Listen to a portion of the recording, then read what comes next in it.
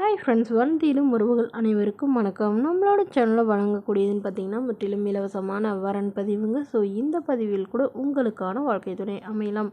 வாங்க இன்று இலவச வரன்களை பார்ப்போம். பெயர் தேவிகா, வயது 39 வயது ஆகுதுங்க. ராசி கும்ப ராசிங்க. ஜாதின்னு பார்த்தீங்கன்னா இந்துல கொங்கு வேளாளர் சமுதாயத்தை சார்ந்தவங்க. இதில் உட்பிரிவு எதுவாக இருந்தாலும் சம்மதம்னு சொல்லியிருக்காங்க.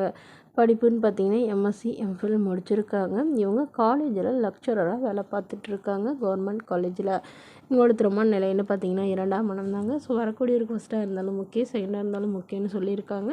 இவங்களுடைய முகவரின்னு பார்த்தீங்கன்னா விசாகப்பட்டினத்தில் வசிக்கிறாங்க. மணமகளுடைய வசதி நிலைன்னு பார்த்தீங்கன்னா இவங்க நல்ல ஒரு ரிச் ஃபேமிலிங்க, அதாவது வெல் செட்டில்டு ஃபேமிலின்னு சொல்லாங்க. அந்தளவுக்கு நல்ல ஒரு வசதியானவங்க.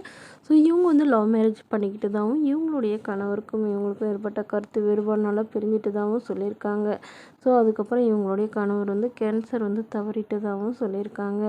இவங்களுக்கு குழந்தைங்களாம் எதுவும் இல்லைங்க. ஸோ அதனால் வரக்கூடியவருக்கும் குழந்தைங்க இருந்தாலும் ஓகே, இல்லைனாலும் ஓகேன்னு சொல்லியிருக்காங்க.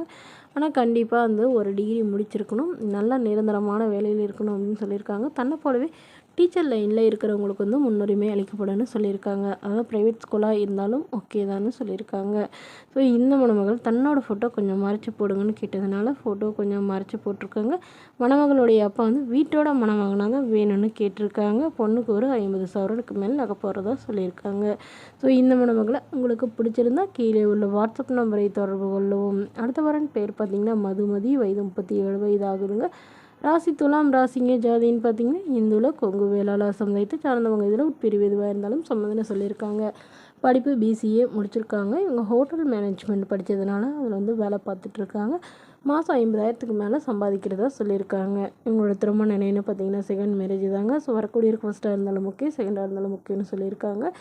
இவங்களுடைய முகவரின்னு பார்த்தீங்கன்னா அரியலூரில் வசிக்கிறாங்க. மணமகளுடைய வசதி நிலைன்னு பார்த்தீங்கன்னா இவங்க ஓரளவு நடுத்தர குடும்பத்தை சார்ந்தவங்க தாங்க.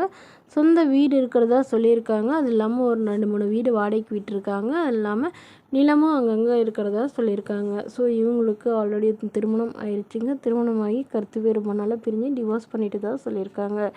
இவங்களுக்கு அப்பா இல்லைங்க, அம்மா மட்டும்தாங்க. உடன் பிறந்தவங்கன்னு பார்த்தீங்கன்னா ஒரு அக்கா ஒரு தங்கைங்க. ஸோ 2 பேத்துக்கும் திருமணம் ஆயிடுச்சுன்னு சொல்லியிருக்காங்க. இவங்களுக்கு திருமணமாகி குறுகிய காலத்தில் பிரிஞ்சிட்டதுனால இவங்க திருமணமே வேணான்னு இருந்தாங்க. பட் இவங்களுடைய அம்மா அக்கா எல்லாம் இவங்களை கம்பல் பண்ணுறதுனால இவங்க மறுமணம் பண்ணுறதா முடிவு பண்ணியிருக்காங்க. ஸோ நல்ல ஒழுக்கமானவராக வேணும், ஒரு டிகிரி முடிச்சிருக்கணும், ஏதாவது ஒரு நிரந்தரமான நல்ல வேலையில் இருந்தாலும் ஓகே, இல்லை ஏதாவது பிஸ்னஸ் பண்ணுற ஐடியா இருந்தாலும் நாங்கள் கொஞ்சம் சப்போர்ட் பண்ணி தரோன்னு சொல்லியிருக்காங்க. முடிஞ்சாலும் வீட்டோட மணமகனா இவங்க எதிர்பார்க்குறதா சொல்லியிருக்காங்க. ஏன்னா இவங்களுடைய அம்மா இருக்கிறதுனாலன்னு சொல்லியிருக்காங்க. இந்த மணமகளை உங்களுக்கு பிடிச்சிருந்தா கீழே உள்ள வாட்ஸ்அப் நம்பருக்கு உங்களுடைய முழு விவரங்களையும் எங்களுக்கு சென்ட் பண்ணுங்கள். நாங்கள் இந்த மணமகள் வீட்டாருக்கு அனுப்பி வைத்து இவங்களுக்கு ஓகேங்கிற பட்சத்தில் மணமகள் வீட்டாரின் ஃபோன் நம்பர் இலவசமாகவே வழங்கப்படுங்க. இதற்கு கட்டணமாக ₹1 கூட